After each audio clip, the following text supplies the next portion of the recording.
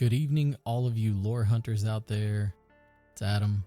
This is Loot, Lore, and Light, and on today's episode, we are talking about The Possession of Michael King. The Possession of Michael King is a found footage horror movie. You're getting a theme here. Obviously, it's my favorite subgenre. I've said that over and over. It is directed by David Jung, and it stars Shane Johnson as the lead role as Michael King. And The Possession of Michael King, it really grips you from its opening moments, and it really refuses to let you go. It follows Michael, or played by Shane Johnson. He is making a documentary, and he is an outspoken skeptic. He is embarking on basically like a personal crusade against the supernatural after his wife's tragic death. The premise of the movie is that it begins as what he's trying to do is a methodical deconstruction of faith. He's trying to disprove different things that people believe in, like psychics, black magic, voodoo, anything right down to like your beliefs of like Christianity. And he's trying to prove that they don't exist. And it ends up spiraling into a visceral, nightmarish journey, and it merges on psychological horror along with its found footage authenticity. The first thing that I think we should bring up, though, is that Shane Johnson was excellent in this movie.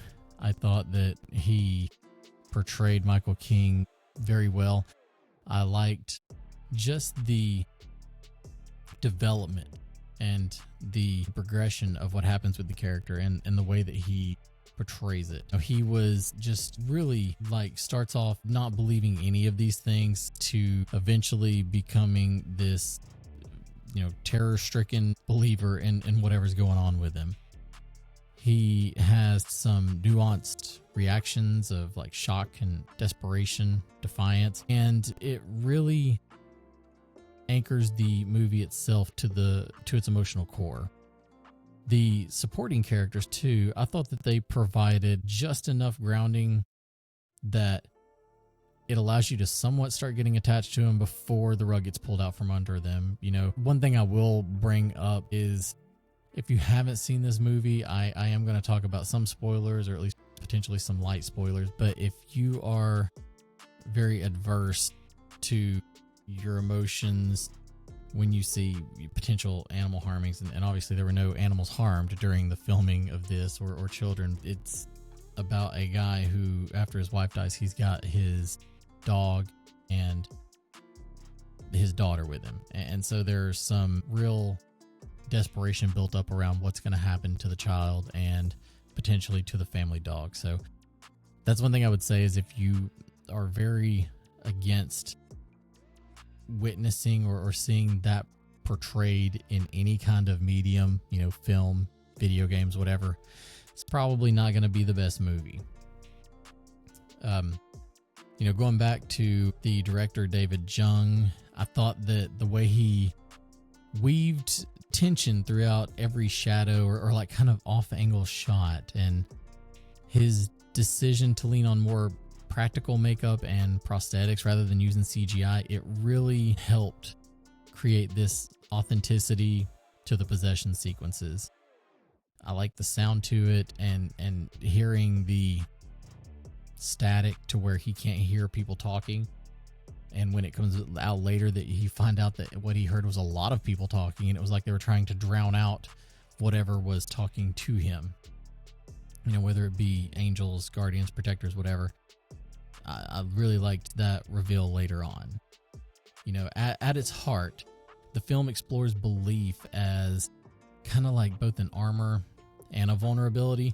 His initial disbelief in all things supernatural makes his descent even more jarring and for me somewhat relatable, because I'm kind of on his side on this. I think there's ways to disprove a lot of this. He represents that part of us that kind of just, I guess, needed proof, only to discover that, sometimes when you go looking into the abyss and it looks back, you get the proof you need, but it's what can be your undoing. So yeah, with his anti-belief and all this, the film really starts to pivot when you see him exhibiting strange symptoms. And you start hearing weird noises that no human should technically make. By the end of the movie, it's very apparent that he's been so rude to everyone who might be willing to try and help him that at this point he's on his own, and you just kind of feel his hopelessness as it gets closer to the end. I thought it was pretty good build up to the end of this movie as well. Interesting the way that, I don't want to say interesting, I felt terrible for his friend, and seeing how everything went down with him. And like, I feel like that's the way it is even with my friend group too, is we would be so dumb enough just to walk in and help no matter what. Like, even if somebody looked like they were possessed, we'd just be like, all right, it's time to get up. We got to get you somewhere. We got to get you some help. We're going to ignore all the red flags for right now, because right now we need to take care of you. And ultimately, that's the friend's undoing in this movie. Builds up to the ending where he's going after his daughter, and that's where you find out that like his wife is trying to save him and protect their child. Like I said, it's a pretty good movie. It got pretty low ratings. But just trying to look at the ratings right now, see like on Rotten Tomatoes, it's 33%. IMDb, it's a 5.7. And I think the 5.7 is probably closer. Like, I would probably give this a 6 out of 10. But going into it, knowing that it is found footage, I automatically have to give it a bump, because it's something I really enjoy. And there's definitely a lot worse out there. Definitely a lot worse out there, especially when it comes to possession movies. This one, I would recommend, if you like horror and you like found footage, to pick this up. In that subgenre aspect, I would say it's probably closer to a 7, maybe even a 7.5. It's very well put together. Did have a little over $1 million budget, which, is fairly small in the grand scheme of things nowadays.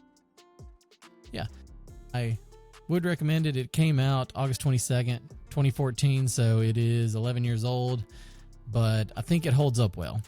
And I think some of that comes back to them not using CGI, but using prosthetics. That way it does look a little bit better.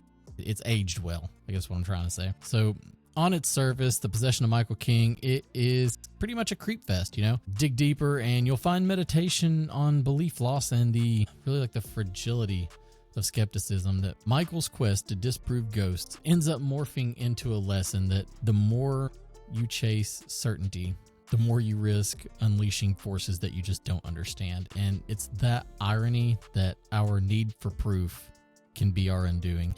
And that's what gives this film, to me, the lasting impression that you'll take with you even after you've completed watching it. I appreciate everybody tuning in today, checking out the episode. We're going to have more coming as we get into October and getting closer to spooky season. I definitely recommend everyone to take a peek down in the description. There's a link down there to Dubby, where if you are interested in any energy mixes, using that link or the promo code Loot, Lore, and Lights, you can get 10% off your order. I recommend the Palm Blom. It is my favorite so far that I've had from them. However, I am looking at getting the Japanese soda, so there'll probably be a review coming on that one sometime in the future. I am hoping to do a somewhat of like a bonus episode coming up, where I'm going to have our old ghost hunting crew on together with me. So more to come on that. We will try and get back to uploading pretty much every Friday, but look for extra uploads as we are pushing through doing scary games, scary movies, and potentially even some scary stories. Again, my name was Adam. I appreciate you guys. This is Loot, Lore, and Lights. As always, the signal is weak, but the stories are strong. Take care.